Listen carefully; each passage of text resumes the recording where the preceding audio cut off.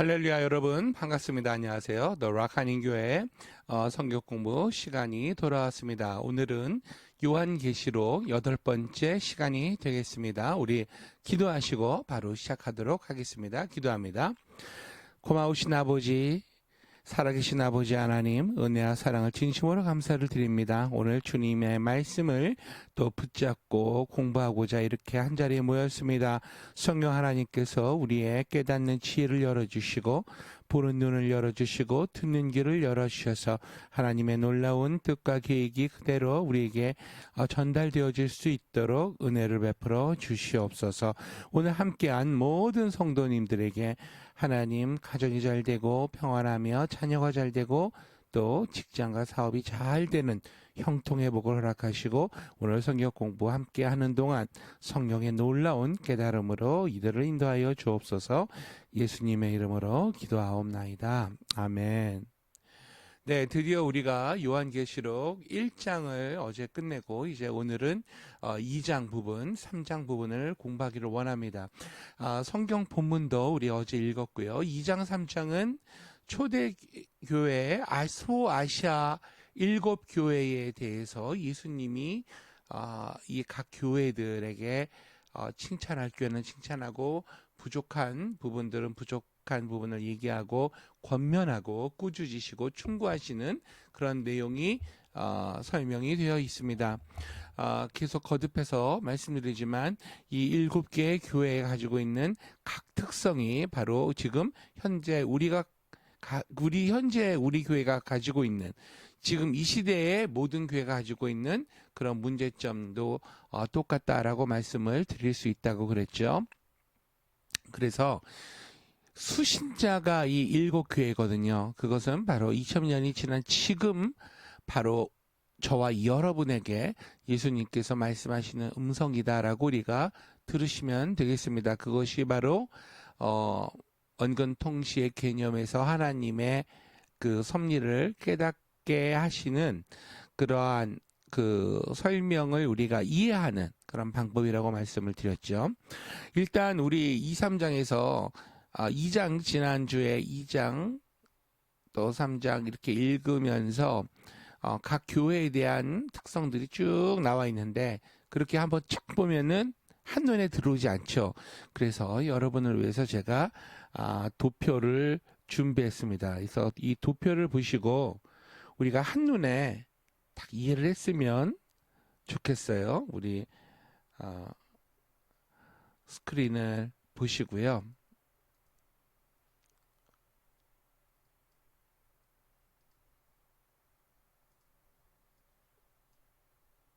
이제 크게 잘 보이죠? 이제 화면으로 이제 보입니다. 네. 자, 7교회에 주는 권면에서 2장, 3장의 내용을 한 페이지에 요약을 했습니다. 우리 한번 보죠. 일단 7교회 저랑 같이 한번 외워 보시겠습니다. 시작. 에서 버두 사빌라. 한 번만 더요. 에서 버두 사빌라. 에베소, 서머나, 버가모, 두아디라, 사데, 빌라델비아, 라오디게아 교회.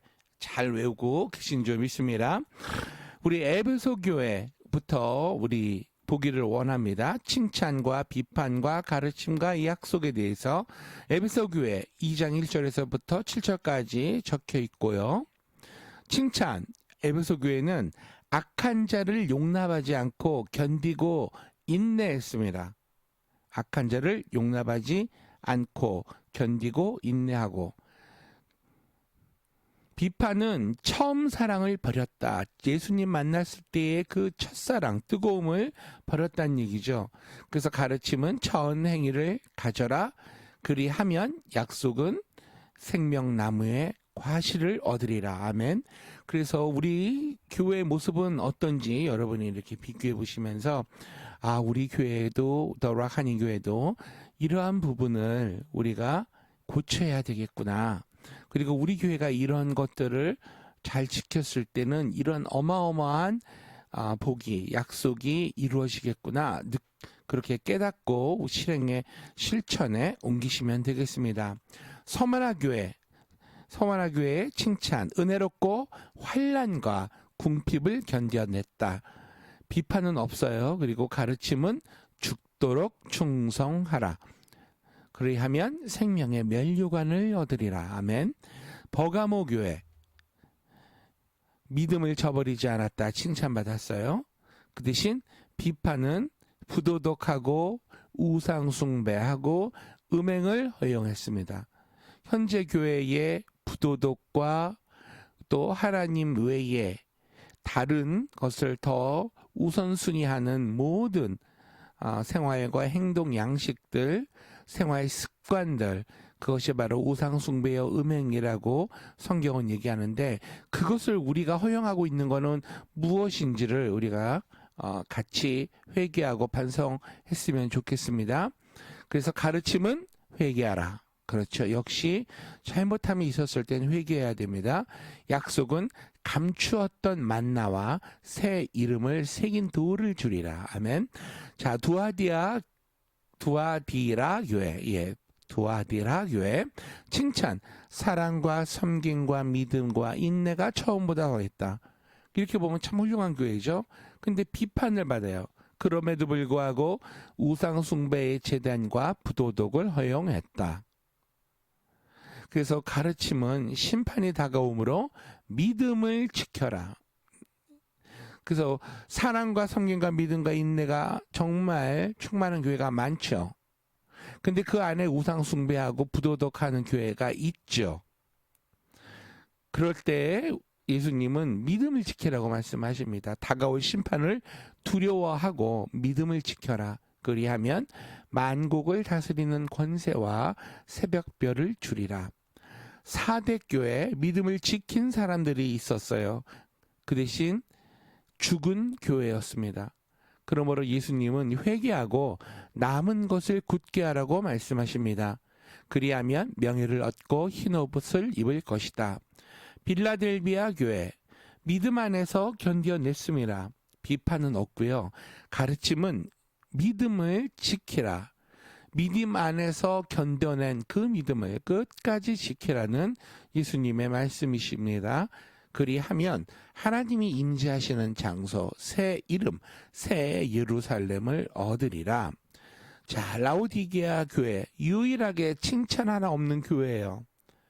비판은 무관심, 그리고 이 신앙의 무관심은 차지도 않고 뜨겁지도 않은 신앙에 대해서 예수님이 격렬하게 비판을 하셨죠. 혼내셨죠. 가르침은 다시 그 열심을 내고 회개하라. 그리하면 예수님의 보좌에 함께 앉으리라. 아멘. 아멘. 자, 7가지 이 내용을 우리가 잘 이렇게 요약을 해서, 이거는 요약이고요. 이제는 이 7개 교회에 대해서 우리가 좀 자세히 공부하기를 원합니다. 왜 그러냐 하면 요한계시록 자체가 제가 재차 강조하지만은 이 교회들에게 쓴 편지거든요. 그러므로 우리에게 쓰는 편지인데 이 7교회와 우리 교회가 상황이 어느 정도 비슷한 상황인가 우리가 알았을 때에 요한계시록의 말씀이 더 우리에게 현실감 있게 생동감 있게 살아있는 말씀으로 다가오기 때문에 이 7교회에 대해서 알아내는 것은 굉장히 중요합니다. 그래서 우리가 보기를 원합니다. 그래서 에베소 교회부터 우리가 찾아보기를 원해요.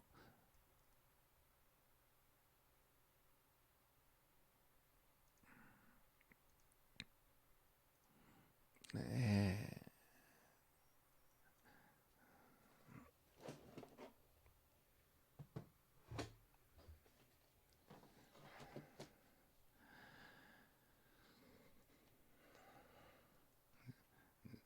네, 잠시만 기다려 주십시오. 에베소 교회에 대해서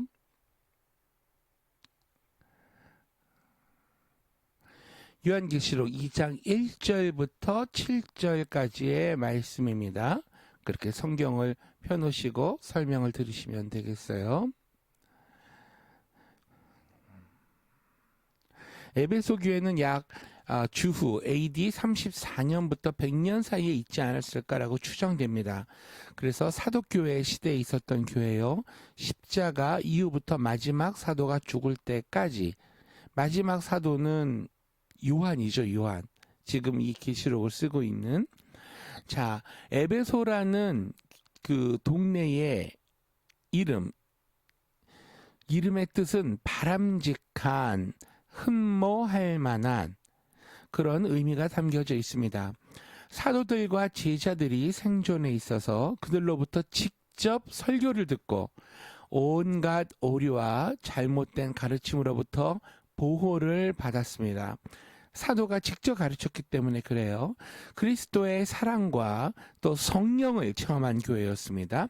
복음 전파를 위한 위대한 업적을 남겼던 에베소 교회 시대야말로 가장 바람직한 시대라고 말할 수 있습니다.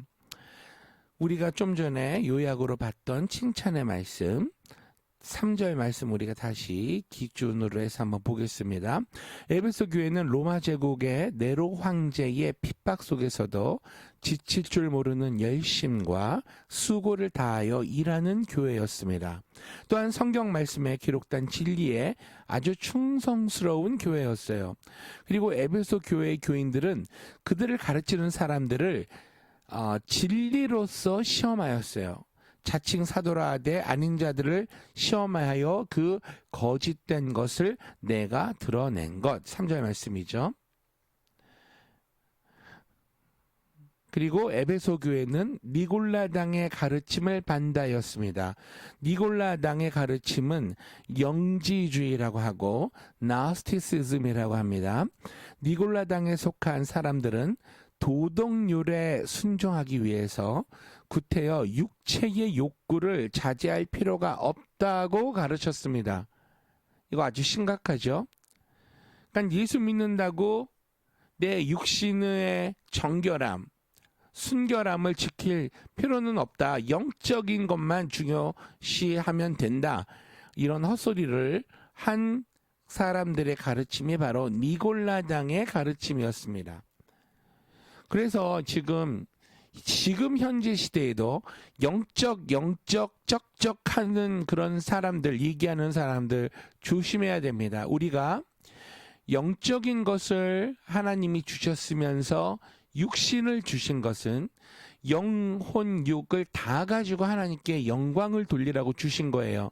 육신은 아무렇게 써도 되는 것이 아닙니다. 육신 또한 거룩하게 지켜야 하는 소중한 하나님의 선물입니다. 하나님이 거하시는 성전이고요. 니골라당의 주장 또한 물질과 육체는 악하고 영은 선하기 때문에 육체의 방종이나 죄된 행위는 영의 구원에 아무런 영향을 미치지 않는다라고 가르쳤어요. 가르침이 심각하죠.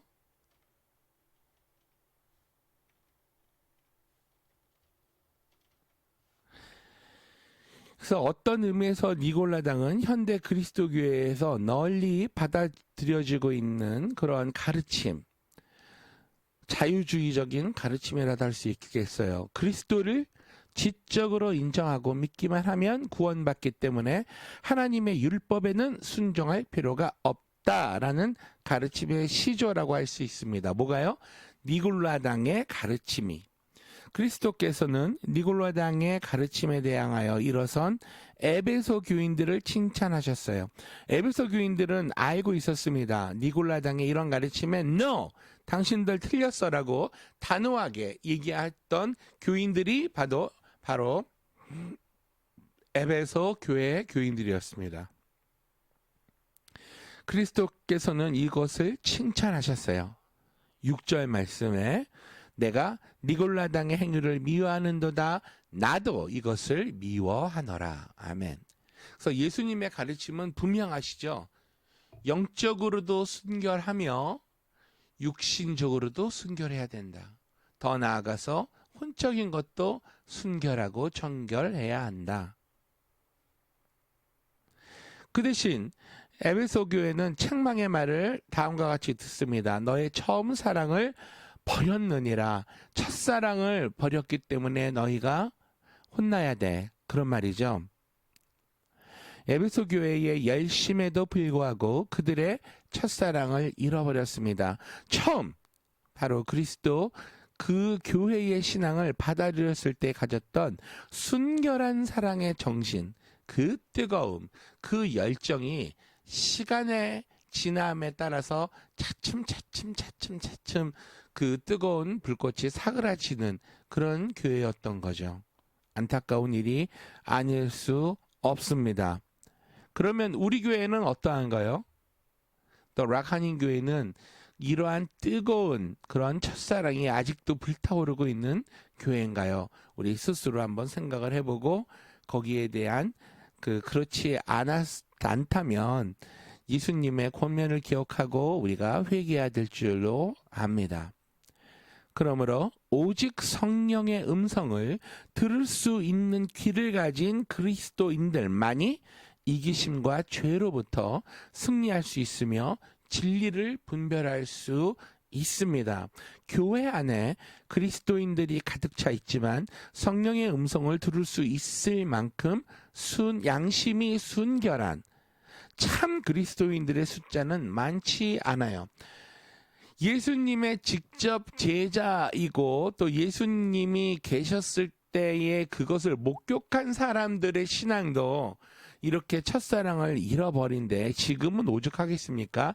2000년이나 지났는데요. 하지만 그럼에도 불구하고 우리는 그 사랑을 간직할 수가 있습니다. 왜냐하면 보혜사 성령 하나님이 그렇게 하도록 유지하도록 우리를 도와주시기 때문이에요. 그것이 바로 성령 충만이라는 표현으로 말씀될 수 있죠. 그래서 성령 충만은 우리가 하나님 말씀 능을 가까이 하고 무시로 기도하고 찬양하고 그리고 입술로 범죄하지 아니하고 행동으로 범죄하지 아니하고 그럴 때에 이러한 것들이 유지가 되겠습니다. 화내지 아니하고 비판하지 말고 부정적인 말보다는 긍정적인 말을 하고 그렇죠? 그래서 귀 있는 자는 성령이 교회에게 하시는 말씀을 들을지어다라고 예수님이 권면을 하고 계십니다. 7절 말씀이죠. 자, 이제 두 번째 교회 서머나 교회 우리 한번 서머나 교회에 대해서 알아보겠습니다. 이때는 핍박받는 교회의 시대입니다. 기간은 AD 100년에서 313년 정도가 아닐까. 왜냐하면 교회의 핍박이 언급이 되니까 사대교회는 그때에 있는 교회가 아니었을까. 그래서 사도시대 이후 로마 제국의 콘스탄틴 황제가 그리스도 교회로 개종하기 전까지 사대교회가 있지 않았을까라고 추정을 해봅니다.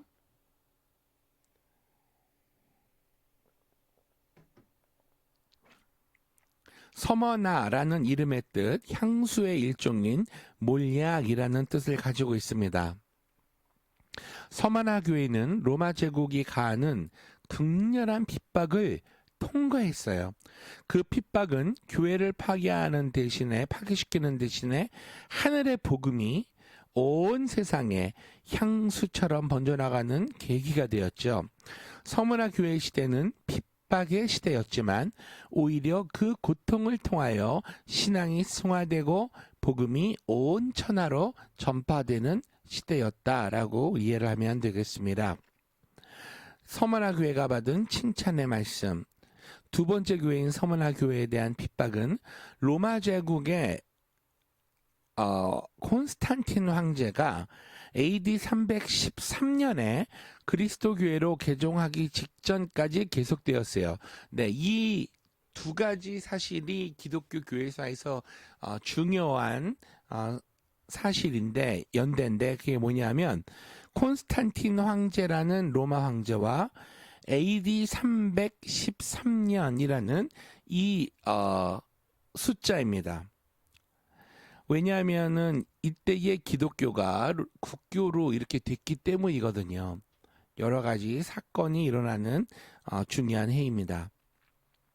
그리스도께서는 서머나 교회에게는 어떠한 책망의 말씀 대신에 위안과 위로의 말씀만을 남겨두셨어요.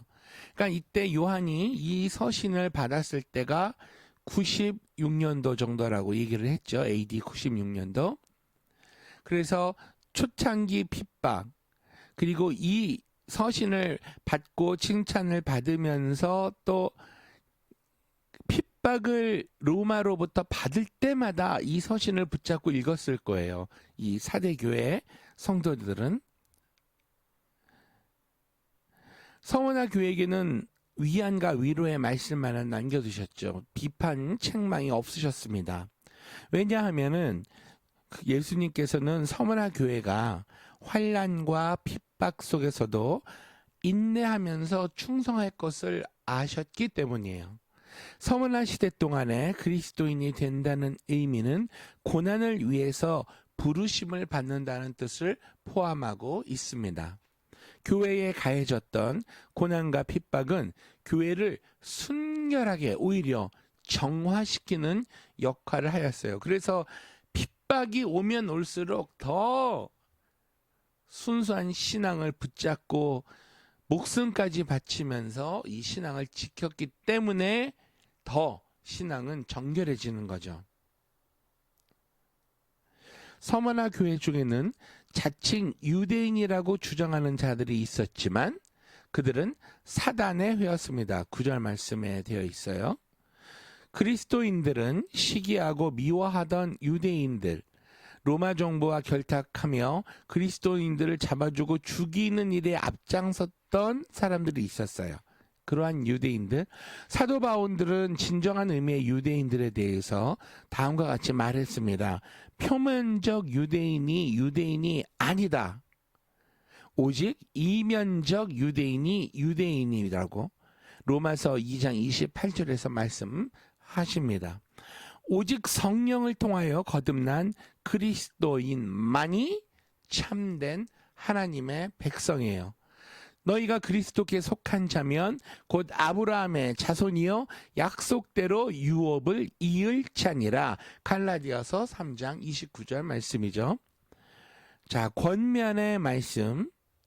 그리스도께서는 서머나 교회가 당면할 가난과 궁핍을 아셨습니다. 그러나 그러한 어려움은 그들의 신앙을 부유하게 만들었으며 그들을 사랑과 봉사의 그리스도인들로 변화시켰습니다. 그들은 가난했습니다. 하지만 부유했어요. 부유했지만 가난했어요. 내가 내 환난과 궁핍을 아노니 실상은 내가 부유한 자니라. 내가 장차 당할 고난을 두려워 말라. 볼지어다 마귀가 장차 너희 가운데 몇 사람을 옥에 던져 시험을 받게 하리라. 너희가 10일 동안 환난을 받으리라. 9절에서 10절 말씀입니다. 10일이라는 기간을 우리가 좀 생각해 보면 10년이 아닐까라고 생각을 해본 신학자들의 해석이 있습니다. 1일을 1년으로 환산했어요.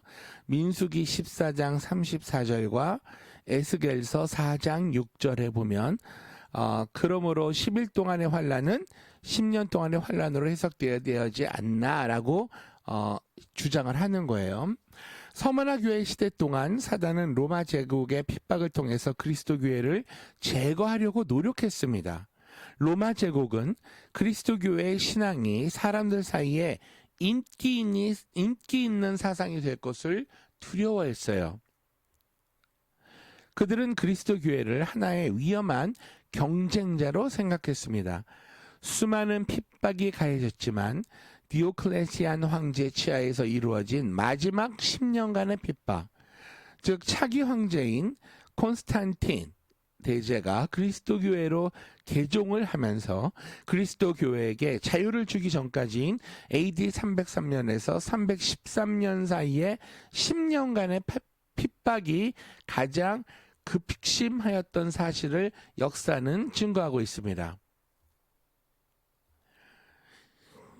내가 죽도록 충성하라라는 10절의 말씀, 핍박과 순교의 시대를 통과하는 그리스도인들에게 있어서 그리스도의 이 말씀은 얼마나 커다란 격려와 위로가 되는지 모르겠습니다.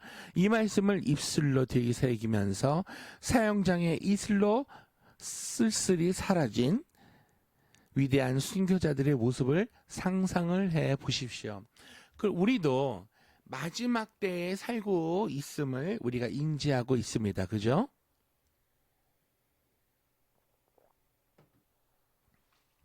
그러면 우리가 핍박을 안 받는다고 할 수 없고 고난을 안 당한다고 할 수가 없어요. 환난과 핍박을 우리가 피해간다는 보장이 없습니다. 그러므로 우리에게도 끝까지 죽도록 충성하는, 예수께 충성하는 믿음이 필요한 거예요.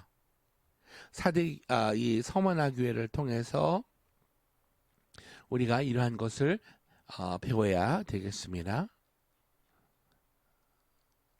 그래서 우리가 그 교회 이름을 지금 볼 때에 서머나 교회라는 이름과 빌라델비아라는 교회의 이름,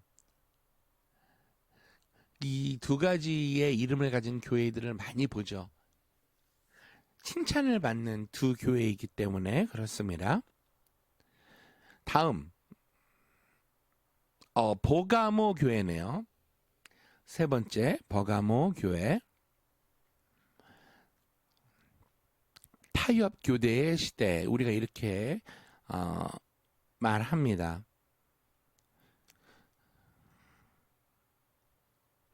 말씀은 이렇게 받지만 이제 교회의 어떤 타협하는 그러한 부분을 적나라하게 이렇게 말씀하시는 그 부분이기 때문에 이때가 아닌가라고 신학자들이 후에 추정을 하는 거죠. 물론 그때 당시에도 그런 현상이 있었기에 이런 편지를 예수님께서 보내셨다고 생각을 합니다. 자, AD 313년에서 538년은 타협의 시대라고 교회 역사에서 교회 역사가들은 얘기를 하고 있습니다. 로마 황제인 콘스탄틴 황제가 그리스도 교회로 개종한 이후 그리스도 교회는 로마 제국의 국교가 되김에 따라서 사람들의 인정과 인기를 추구하기 시작했고 갑자기 수많은 이교도들이 콘스탄틴 황제를 따라서 개종하게 되었습니다. 교회는 새로 개종한 이교도들과 국가의 요구에 따라서 이 진리를 타협하게 되었죠.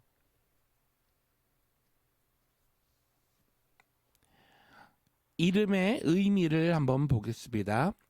버가모라는 이름의 뜻은 성체, 요새라는 의미를 가지고 있어요.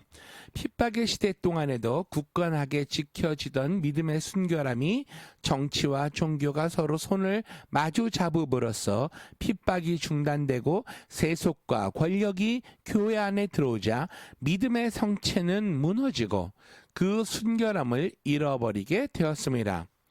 AD 313년 콘스탄틴 황제가 그리스도 교회를 국교로 선포한 이래 교회는 세속과 타협의 길을 걸었습니다. 그리스도께서는 버가모 교회를 위기로부터 구하기 위해서 일하시는 당신의 모습을 좌우에 날선 검을 가지신 이로 나타내셨습니다. 그러니까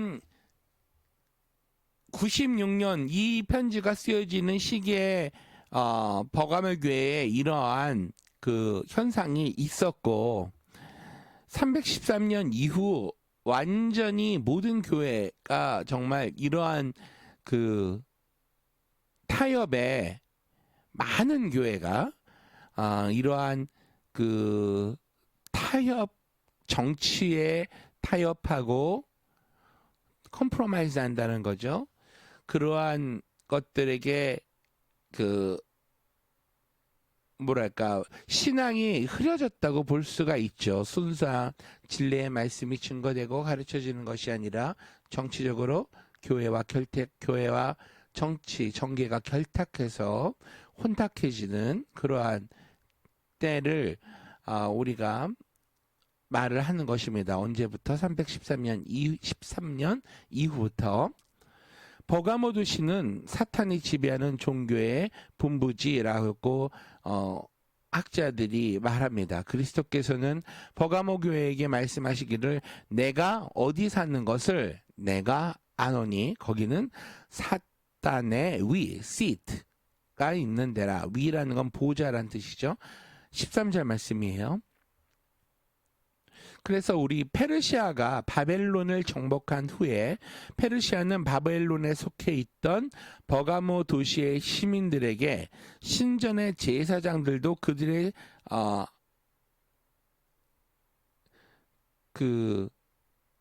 제사를 드릴 수 있도록 그런 자유를 허용했어요. 그래서 바벨론이 멸망한 후에도 바벨론의 종교는 계속되는 거예요. 페르시아의 지배하에서도 바벨론의 종교는 버가모를 통하여 나중에는 로마까지 전달이 됩니다. 버가모는 고대 바벨론과 로마 제국을 연결하는 중간고리 역할을 하게 된 그런 도시였습니다. 그럼에도 불구하고 버가모 교회가 칭찬을 받았어요. 안디바가 너희 가운데 곧 사단이 거하는 곳에서 죽임을 당할 때에도 나를 믿는 믿음을 저버리지 아니하였도다. 13절 말씀.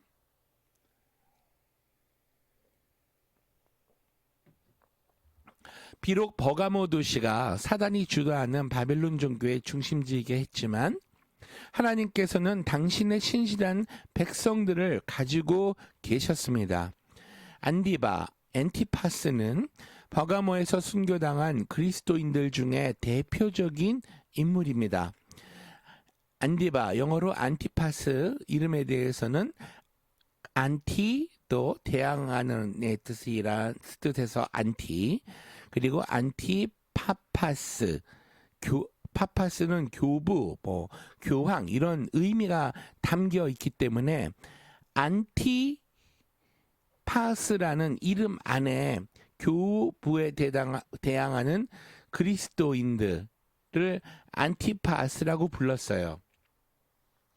어찌 보면 교황에 대항하는 그리스도인도 되겠네요. 로마 제국이 그리스도 교회를 국교로 인정하면서 교회는 사람들에게 더 많은 인정을 얻고 권력자들의 요구에 순응하기 위해서 타협의 길을 걷습니다. 이러한 때에 안디바라고 불리우던 소수의 그리스도인 그룹은 교회의 지도층, 즉 교황권에 대해서 저항하던 그런 사람들의 그룹을 일컬었습니다. 타협과 세속의 길을 걷던 버가모 교회에 있어서 안디바는 하나님의 남은 백성, 찬 백성을 대표했던 것이죠.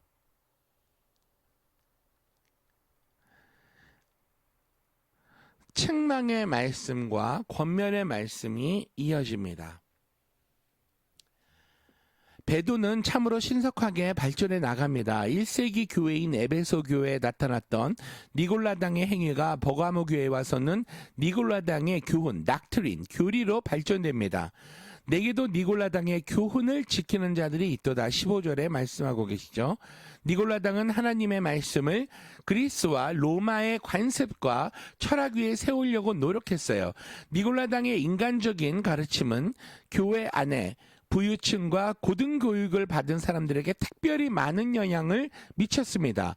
니골라당의 가르침은 하나님의 말씀이 요구하는 고결한 표준을 사람들의 미묘한 철학적 논리와 이교 사상과 혼합시킴으로써 하나님의 진리가 요구하는 바를 논리적으로 부인하도록 유도하였습니다. 인간의 의와 논리 위에 세워진 니골라당의 가르침이 버가모 교회 시대에 만연했던 거죠. 사단은 에베소 교회 시대 이후 계속해서 니골라당의 핵심 교리인 복음은 하나님의 율법을 지키는 의무로부터 그리스도인을 해방시킨다라는 이러한 도덕률 폐기론을 통하여 그리스도의 교회를 공격해 왔던 것입니다. 권면과 약속의 말씀, 이기는 그에게는 내가 감추었던 만나를 주고 또 흰 돌을 줄 터인데 그 돌 위에 새 이름을 기록할 것이 있나니 받는 자밖에는 그 이름을 알 사람이 없느니라. 17절 말씀이에요.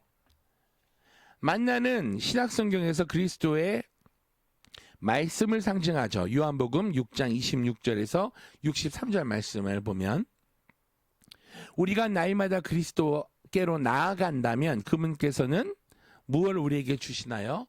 생명의 떡을 우리에게 주십니다. 풍성과 생애를 예수님과 함께 할 수 있도록 해주시고 우리의 삶을 변화시켜 주세요. 뭘로요? 생명의 떡으로, 만나로, 곧 하나님의 말씀으로. 우리가 생명의 떡인 그리스도의 말씀을 읽을 때 우리는 우리의 영혼을 소생시키는 하늘의 만나를 먹는 경험을 하게 됩니다. 또 흰돌에 대해서 우리가 생각을 해보기를 원해요. 깊은 의미가 담겨져 있습니다. 법정에서, 그때 당시에는 법정에서 재판을 할 경우에 흰돌과 검정돌을 사용해서 재판 결과를 나타냈어요. 흰돌은 innocent, 무죄 석방을 의미하였고 검정돌은 유죄, guilty를 의미했습니다. 또한 노예가 자유인이 되었을 때는 그에게 흰돌을 주었는데 때때로 새로운 이름이 그 주어진 흰돌 위에 새겨져서 노비한테 주어졌습니다. 자유인이 되었을 때. 그리고 또 흰돌은 싸움에서 15번 이상 승리한 검투사에게도 주어졌습니다. 글래디에이터죠. 그래서 흰돌은 자유와 명예의 상징으로 사용되었습니다. 그때 당시에. 그러므로 흰돌은 그리스도 안에서 죄와 세상을 승리한 그리스도인의 죄의 사슬에서 해방되고 하나님의 자녀가 되는 명예를 얻게 되는 것을 상징합니다. 오늘날에도 오직 흰돌을 받는 경험을 하는 사람만이 구원의 약속을 받게 될 것입니다. 아멘. 다음은 두아디라 교회입니다. 교회 역사에서는 종교의 암흑시대를 의미한다라고 하는데요. 두아디라 교회에 대해서 우리가 살펴보겠습니다.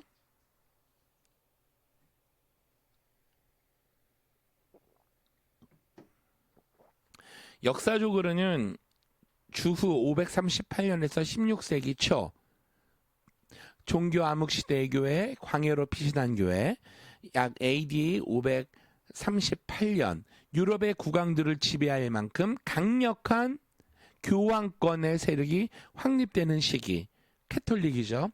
그래서 그 교황권은 교회가 지시하는 교리와 지시를 거절하고 성경이 말하는 진리를 고수하기로 선택한 그리스도인들을 직접적으로 핍박할 수 있게 되었죠.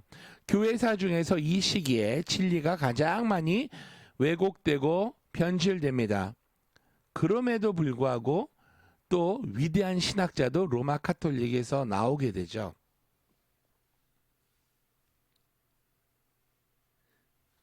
두아디라 교회는 16세기 초에 종교개혁 운동이 시작하기 전까지의 교회를 말하는데 중세기의 종교 암흑시대 동안에 하나님의 참 백성들은 산과 계곡으로 피신하여 진리를 고수하게 됩니다.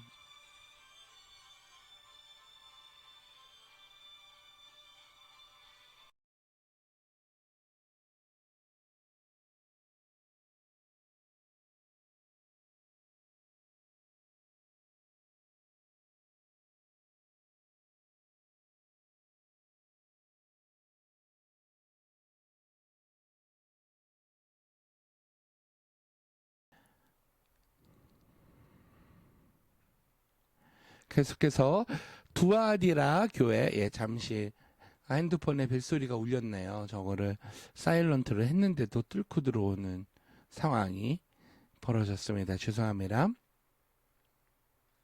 그래서 두아디라 이름의 의미는 무엇인가? 통탄스러운 희생이란 뜻이에요. 통탄스러운 희생. 이것은 이 시기를 대표하기에 너무나 적합한 그런 뜻이죠. 교회 안으로 밀려 들어온 베드로 인해서 믿음의 단순성이 외적인 행함과 고행으로 대치되고 희생되었습니다. 교회 역사로 볼 때 네 번째로 이렇게 대두되는 두아디라 교회 시대에 와서 교회는 그리스도께서 주신 단순한 복음을 떠나서 복잡한 종교 의식과 인간 중보자와 인간 제사장 제도를 만들어 버렸어요. 그래서 카톨릭은 그러한 예전과 전통, 의식을 굉장히 중요시합니다. 성경적이지 않아요. 네. 물론 우리가 중요시해야 되는 기본적인 것들은 있습니다. 그런데 예를 들어서 그 카톨릭에서는 사제, 신부가 없이 예배를 드리는 것은 예배가 안 된다고 얘기를 해요. 꼭 신부와 사제가 있어서 예배를 인도해야만 정식적인 예배가 되고 예수님이 함께 거하십니다. 그런데 성경은 그렇게 말씀하지 않죠. 두세 사람이 함께한 곳에는 나도 그들 가운데 함께 있느니라라고 말씀하세요. 그러니까는 그 교리적인 어떤 그런 부분에 그 전통이 믹스가 되어버린 것이 카톨릭입니다. 그래서 카톨릭도 어떤 것은 맞고 어떤 것은 안 맞는 거예요. 그래서 저에게 여러분들이 목사님 카톨릭에도 구원이 있나요? 천주교 신자에게도 구원이 있나요? 라고 물어보신다면 저는 있을 수도 있고 없을 수도 있습니다. 아니 그게 무슨 말이에요? 천주교 신자 가운데 진심으로 성경을 믿고 예수님을 믿는 사람이 있어요. 그런데 그러한 순수한 신앙 플러스 성모 마리아 숭배라든지 또 그 외적인 거에 교황 숭배라든지 또 전통과 의식까지도 중요하게 생각하고 믿는 사람도 있거든요. 그러니까 예수님만을 신실하게 구주로 고백하고 믿는 사람들은 구원을 받았겠죠. 그런데 그걸 믹스해서 다른 것과 같이 숭배한다면 하나님 한 분 외에는 예수님 외에는 구원은 없는데 같이 그걸 섞는다면 문제가 있겠죠. 그래서 저는 모르겠다라고 말씀을 드리게 되는 것입니다. 그래서 이 시기는 중세시대죠. 그리스도교회에 있어서 참으로 깊은 상처를 가져온 시기였어요. 교회는 마음의 중심으로부터 우러나오는 회개의 신앙을 저버리고 죽은 행위와 의식을 신앙의 기초로 만들어 나가게 됐습니다. 그 대신 칭찬의 말씀도 있어요. 두아디라 교회에 보내는 기별을 말씀하신 분 예수님은 그 눈이 불꽃 같고 그 발이 빛난 주석과 같은 하나님의 아들로 묘사되었습니다. 18절 말씀. 그리스도를 하나님의 아들이라고 부르는 사실에 주의를 기울여 보겠습니다. 요한계시록 전체에서 그리스도를 하나님의 아들이라고 부르는 것은 바로 이 부분밖에 없어요. 중세기의 종교 암흑시대 동안에 하나님의 아들인 그리스도께서는 모든 인류를 위한 중보자의 위치를 교회 지도자들에게 의해서 빼앗기시게 되죠. 말도 안 되는 일이 일어납니다. 마리아가 인간 중보자가 되고 사람들은 그리스도께 직접 나가는 대신 마리아라는 여인을 바라보고 가르침을 받기 시작하고 또 구해송사라는 걸 통해서 사람이 고민을 듣고 하나님께 기도해 준다. 이런 말 같지도 않은 행위를 하게 되죠. 두아디라 교회는 약 1000년에 이르는 가장 긴 기간의 교회의 역사를 차지한다라고 볼 수 있습니다. 역사가들은 그 기간을 종교 암흑시대라고 부르고 있습니다. 종교개혁 운동에 의해서 두아디라 교회 시대는 그 종말을 고하게 됩니다. 하지만 토마스 아퀴나스라는 전설적인 천재적 신학자 로마 카톨릭 신부가 이 중세시대 때 등장합니다. 그래서 이분은 그 헬라어의 문학적 바탕 위에 진짜 그 신약을 기가 막히게 해석을 해서 풀어냈습니다.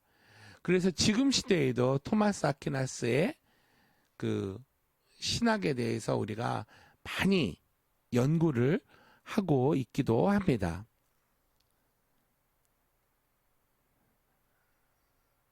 그래서 신학하는 사람들, 천주교의 사자들이나 우리 개신교 목사들 같은 경우에도 박사 공부, 성경 연구하시는 분들은 라틴어 공부를 하죠. 왜? 이 중세시대 신학을 공부하기 위해서입니다.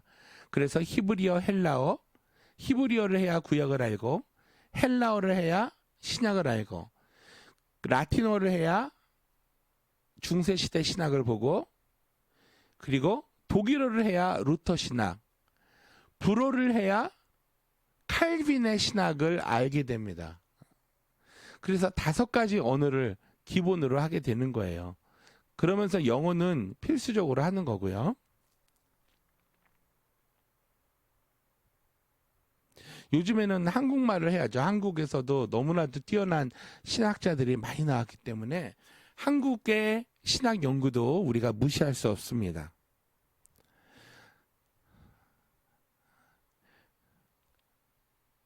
그리스도께서는 교황권의 핍박을 피하고 진리를 고수하기 위하여 광야로 도망간 그리스도인들을 칭찬하십니다. 특히 그들의 나중 행위를 칭찬하시는데요. 내가 아노니 내 나중 행위가 처음 것보다 많도다. 19절 말씀. 두아디라 교회 시대가 끝나갈 무렵 위대한 개혁자들이 나오게 됩니다. 루터, 존 낙스, 존 칼빈, 쯔빙글리, 이러한 같은 성직자들이 유럽의 이곳저곳에서 일어나면서 개혁운동을 이끌어 나가기 시작합니다.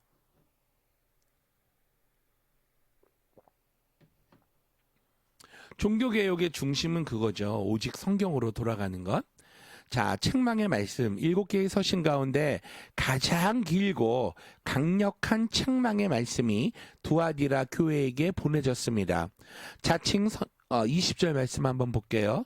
자칭 선지자라는 여자 이세벨을 내가 용납함이니 그가 내 종들을 가르쳐 꾀어 행음하게 하고 우상의 제물을 먹게 하는도다. 세속화되고 변질된 교회를 표상하기 위해서 이세벨만큼 적절한 표상은 없을 거예요. 이세벨은 페니키아의 여제사장이었는데 이스라엘의 왕인 아합이 북이스라엘의 왕 아합 이세벨과 결혼함으로써 바알신이 이스라엘로 들어오는 문을 열어놓게 됩니다. 이세벨은 결국 국권을 사용해서 이스라엘 전체가 우상 숭배를 하도록 유도하죠. 바로 그러한 상황에서 엘리야 선지자가 아합 왕에 나타나서 이스라엘의 배도를 책망하면서 3년 반 동안 이스라엘 땅에 비가 내리지 않는 대기근이 있을 것이라고 예언하고 말합니다. 그렇지만 아합 왕과 이세벨의 추종자들은 엘리야의 개혁의 호소를 듣지 않죠.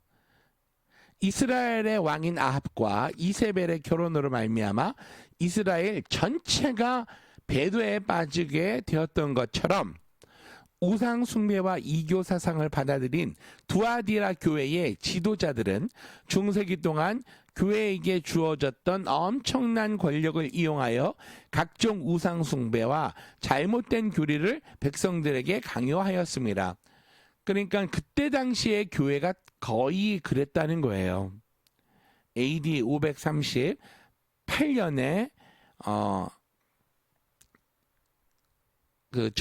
저스티니안 로마 황제는 로마 교회의 주교를 이단자들을 교정하는 자로 세웠는데 교회는 이단을 박멸한다는 명분을 앞세워서 교회의 지시와 가르침을 거절하는 신실한 그리스도인들을 투옥하고 사형하기에 이르렀습니다. 이렇게 해서 교회가 정치의 권력과 손잡고 사람들의 양심의 자유를 탄압하는 종교 암흑 시대가 시작되었던 것이죠.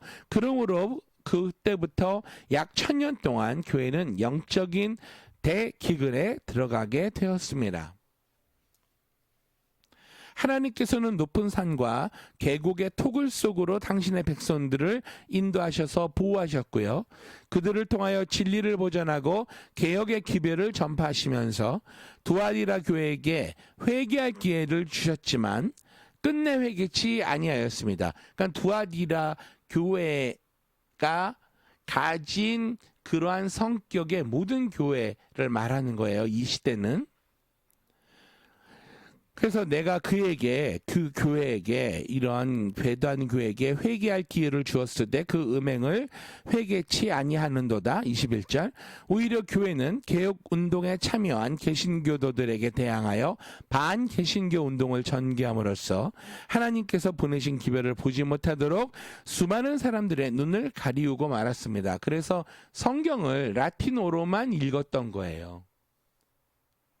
백성들이 쓰는 말로 안 되고, 그러니까 뭔 말인지 모르죠. 성경을 못 읽었죠.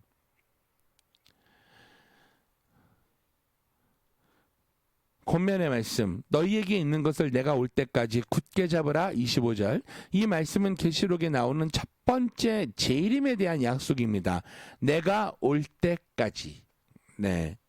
이 시기 동안 어거스틴과 같은 사람은 성경의 위대한 진리인 부활에 관한 가르침을 크게 왜곡했어요. 성경은 그리스도의 재림 시에 죽었던 몸이 실제적으로 부활하는 것으로 말하고 있음에도 불구하고 어거스틴은 죽은 영혼이 몸을 빠져나와 부활하는 것으로 왜곡하여 가르쳤죠.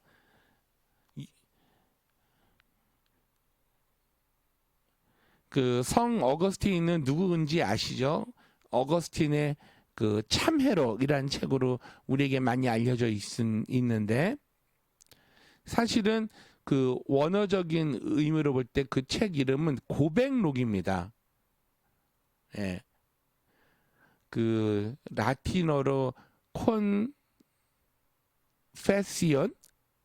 confession, 예, 고백. 그 어거스틴도 이러한 헛소리를 했어요, 여러분. 자, 약속의 말씀. 이기는 자에게 그리스도께서는 만국을 다스리는 권세를 약속하셨습니다. 26절. 교회가 엄청난 배도로 인하여 가장 길고 어두운 밤을 통과할 때에 그리스도의 영께서는 하나님을 두려워하는 개혁자들을 일으키십니다. 위클리프, 허스 등과 같은 개혁자들은 종교개혁의 아침을 불러온 새벽별과도 같은 자들이었죠. 그래서 28절에 내가 그에게 새벽별을 주리라 하시는 예수님의 말씀이 그런 새벽별과 같은 종교개혁자들이 이 땅에 오므로 개신교로 개혁됨으로 구교가 그러한 예수님의 약속의 말씀이 또 성취가 되었죠.